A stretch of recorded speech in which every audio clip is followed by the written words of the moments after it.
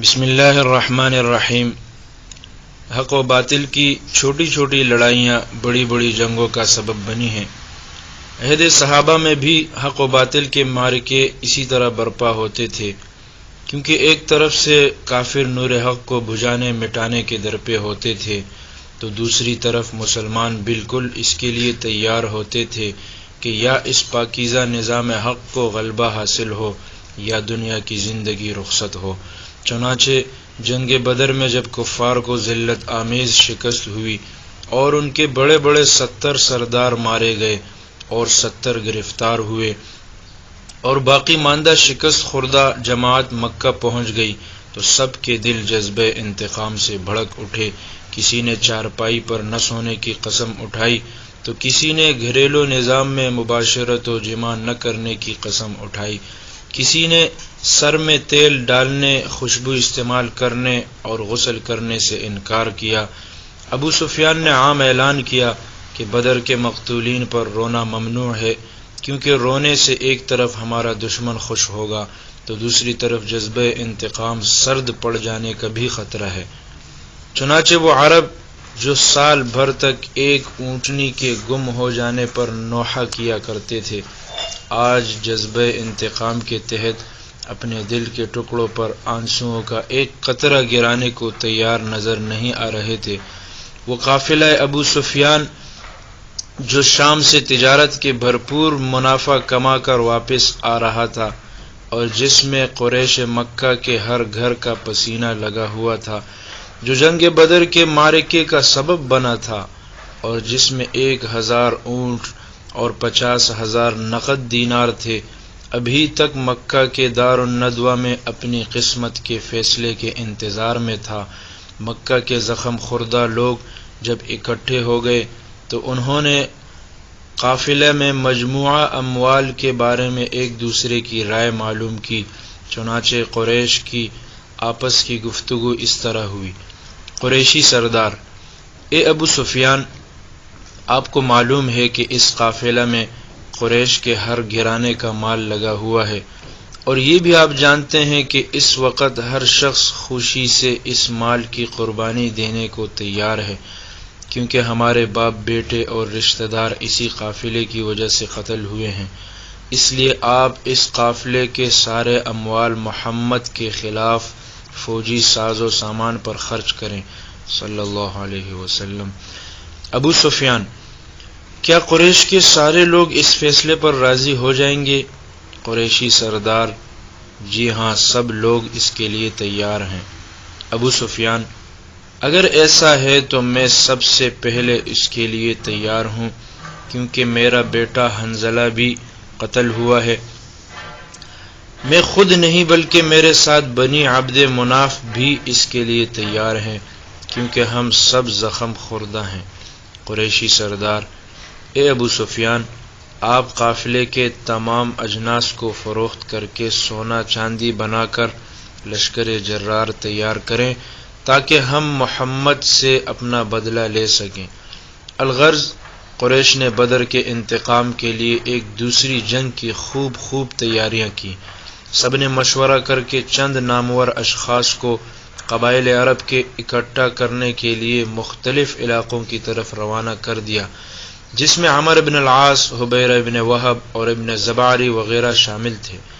چنانچہ یہ لوگ عرب کے مختلف قبائل کو اکٹھا کرنے لگے، حتیٰ کہ غطفان اور احابیش اور بنو ثقیف کے نہایت بہادر اور جنگجو اشخاص پر مشتمل 3000 کا لشکر جرار تیار ہو گیا۔ ابو عزہ شاعر جو جنگ بدر میں گرفتار ہوا تھا اور جس پر حضور اکرم صلی اللہ علیہ وسلم نے احسان کر کے بغیر فدیہ کے اس شرط پر رہا کیا تھا کہ آئندہ کسی جنگ میں ہمارے خلاف جسم یا زبان استعمال نہیں کرے گا، اس کو بھی قریش نے ترغیب و ترہیب دے کر قبائل عرب کو جمع کرنے پر مامور کیا۔ چنانچہ ابو عزہ شاعر ہر قبیلے کے پاس جا کر اس طرح شعر پڑھتا تھا: یا بنی عبد منات الزرامی انتم حمات و ابوکم حامی، کہ جنگوں میں ثابت قدم رہنے والے ایک قبیلہ عبد منات، تم بھی لوگوں کے محافظ ہو، اور تمہارا دادا بھی محافظ تھا۔ اس طرح قریش نے 3000 کا لشکر جرار تیار کیا، جس میں 700 زرہ بند خاص کمانڈو کے بہادر تھے۔ لشکر جرار 3000 اونٹوں پر مشتمل تھا اور اس میں 200 جنگی گھوڑے تھے۔ ان سب کی کمانڈ اس وقت ابو سفیان بن حرب کر رہا تھا، اور گویا کہ سب کی زبان پر یہ شعر تھا: لم یترک الجوع لنا مبیتا لا بد ان نموت او نمیتا، یعنی بھوک نے ہمارا کوئی ٹھکانہ نہیں چھوڑا، اب تو ضرور ماریں گے یا مر جائیں گے۔ لشکر قریش میں عورتوں کا نکلنا۔ صفوان بن امیہ نے کہا کہ اے قریش، اپنی عورتوں کو ساتھ لے چلو، کیونکہ یہ عورتیں بہتر طور پر بدر کے مقتولین کا تذکرہ کر کے تمہارے جذبات کو برانگیختہ کر سکتی ہیں۔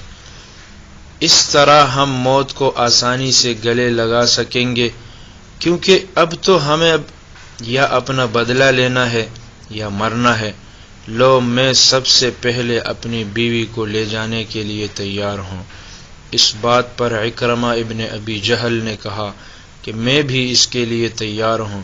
پھر عمرو بن العاص وغیرہ لوگ اس تجویز پر عمل کرنے لگے، تاہم ایک قریشی سردار نے عورتوں کی بے حرمتی اور قید و گرفتاری کے اندیشے کا اظہار کیا، مگر اس کی بات کسی نے نہ سنی، بلکہ ابو سفیان کی بیوی ہندہ نے اس سردار کو طعنہ دیا اور عورتوں کے نکلنے پر زور دیا تاکہ مرد جی توڑ کر لڑیں اور عورتوں کے سامنے عورتوں کی حفاظت کی خاطر موت کی لڑائیاں لڑیں۔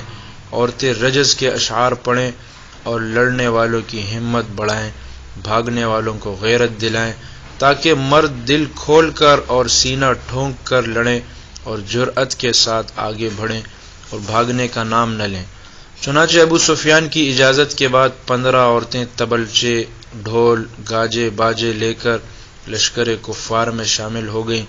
چند خواتین کے نام یہ ہیں: ابو سفیان کی بیوی ہندہ، عکرمہ کی بیوی ام حکیم، عمرو بن العاص کی بیوی ریطہ، مصعب بن عمیر کی کافرہ ماں خناس بنت مالک، فاطمہ بنت ولید، سیلافہ، صفوان بن امیہ کی بیوی برزہ، عمرہ بنت علقمہ۔ علامہ زرقانی رحمہ اللہ فرماتے ہیں کہ عمرہ اور خناس کے علاوہ یہ سب عورتیں بعد میں مسلمان ہوئیں۔ سب اس عظیم الشان لشکر کو لے کر ابو سفیان نہایت کر و فر سے مکہ مکرمہ سے نکل کر مدینہ منورہ کی طرف روانہ ہو گیا۔ حضرت عباس کا اطلاعی خط۔